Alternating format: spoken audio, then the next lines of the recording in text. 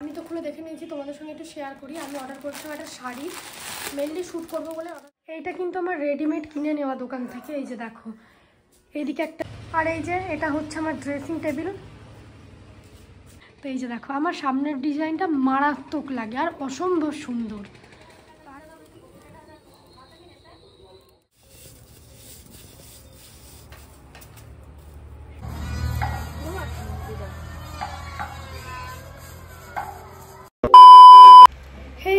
Good morning সবাইকে, কেমন আছো তোমরা সবাই? আশা করি সবাই অনেক ভালো আছো, সুস্থ আছো। আমরা বেশ ভালো আছি, সুস্থ আছি। নতুন একটা ভিডিওতে তোমাদের সবাইকে ওয়েলকাম জানাচ্ছি।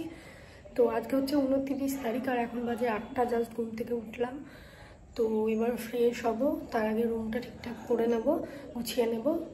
তো সারাদিন যা যা করি সবটা তোমাদের সঙ্গে শেয়ার করব। আজকে আমি এসেছি 4 দিন হলো, আজকে 4 দিন চলছে।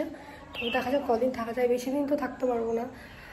আর তোমাদের দাদাভাই নেই, এমনিও ভালো লাগছে না। তো যতদিন আমার মন খারাপ না করে ততদিন আমি থেকে যাই। যখন একটু মনটা খারাপ করতে থাকে আর ভালো লাগে না থাকতে, তখন আমি বাড়ি থেকে ঘুরে আসি। তো যাই হোক, চলো ফ্রেশ হয়ে নিই। আর অনেকটা লেট হয়ে গেছে, 8টা বেজে গেছে।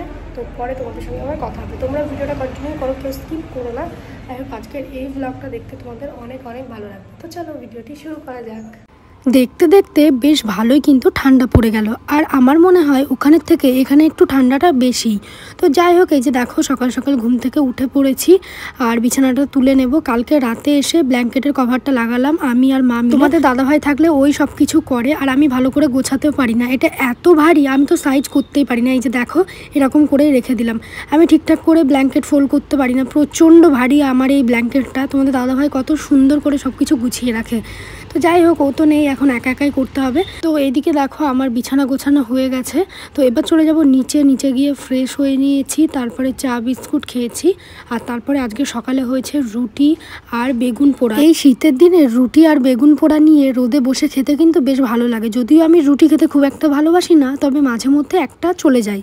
তো এই যে দেখো, 2টো রুটি নিয়েছি, একটুখানি বেগুন পোড়া নিয়েছি, আর হচ্ছে মাছ ভাজা, ছোট ছোট মাছ।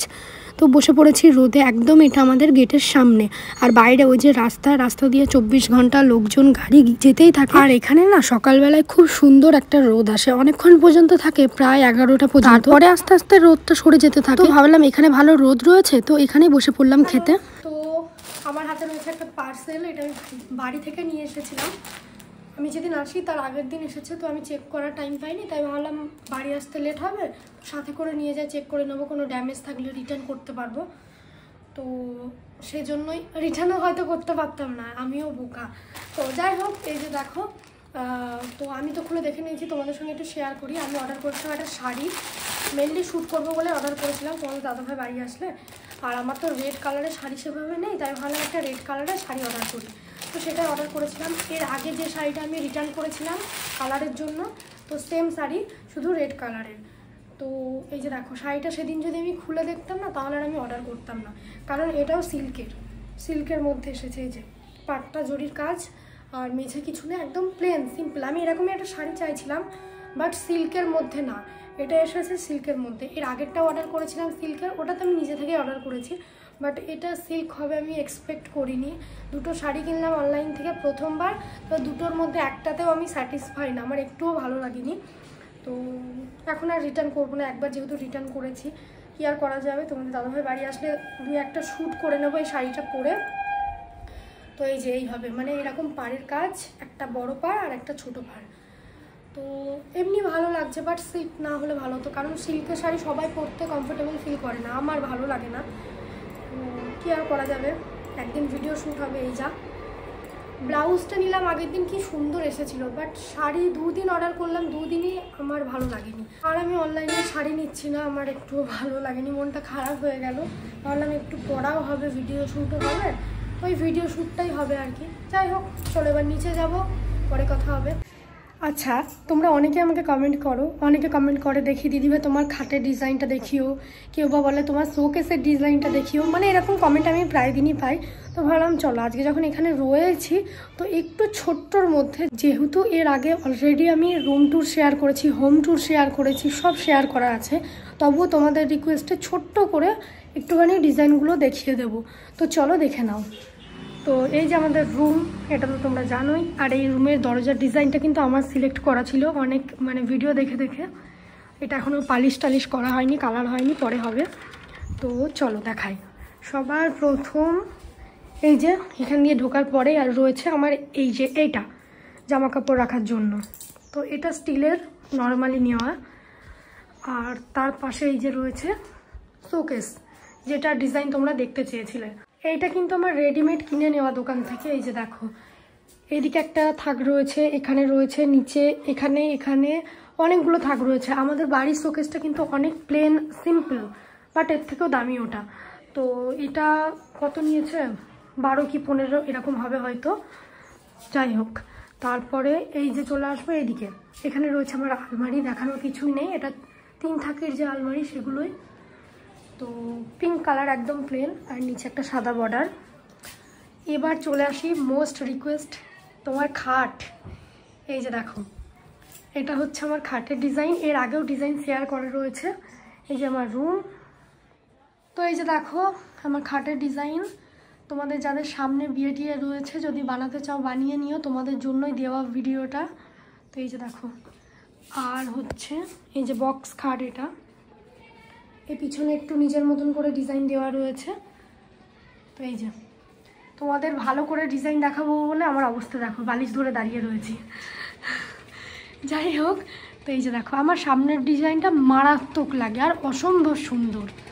তো আর সেগুন কাঠের তো ওই জন্য দেখো কত সুন্দর গ্লেজি একটা ব্যাপার রয়েছে। আর এই যে এটা হচ্ছে আমার ড্রেসিং টেবিল। এটা ওই যে প্লায়া কাঠের। আমার একটা পরে ইচ্ছা আছে পুরো কাঠের ড্রেসিং টেবিল বানিয়ে নেব যখন আমার রুম কমপ্লিট হবে। তো এই যে এগুলোই রয়েছে আমার রুমে। তো তোমাদেরকে দেখিয়ে দিলাম। এই যে, তো আশা করি সবাইকে সব ডিজাইন দেখিয়ে দিলাম। আর আমার ডাইনিং টেবিলটা এখন নিচে রয়েছে, ওটার আর দেখালাম না। তো এই যে আজকে আমার শ্যুট করার মতন তেমন কোনো ভিডিও ছিল না, কিন্তু তোমরা অনেক দিন থেকেই বলছিলে দিদি ভাই তোমার ফার্নিচারের ডিজাইনগুলো আরেকবার দেখাও। সেই জন্য ভাবলাম বসে যখন রয়েছে ভিডিওটা তোমাদের সঙ্গে একটু শেয়ার করে দিই। তো তারপরে এসেছিলাম নিচে স্নান টান করতে যাবো বলে। আর এই যে দেখো আমাদের ছোট্ট গার্ডেনে কত বেগুন হয়েছে দেখো।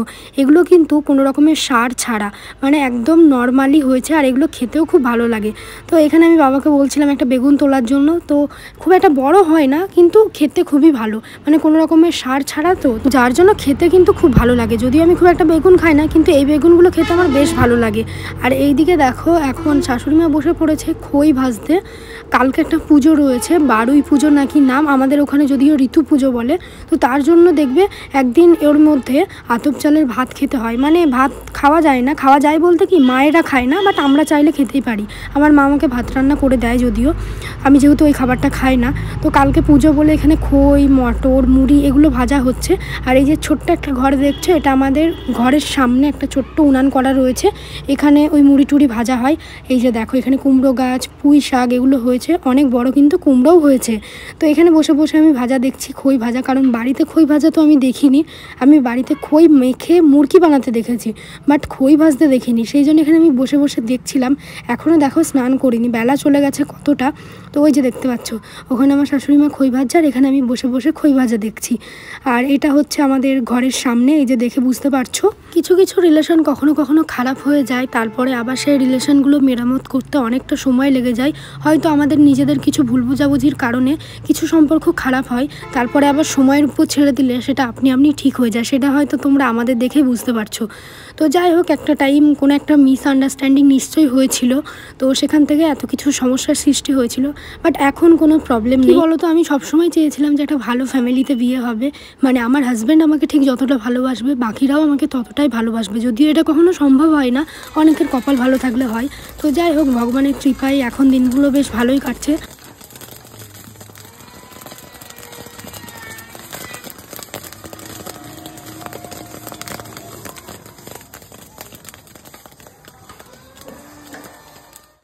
তোমরা কারা কারা খই ভাজা দেখেছো বা খই ভাজতে পারো, বা কাদের বাড়িতে খই ভাজা হয় কমেন্ট করবে।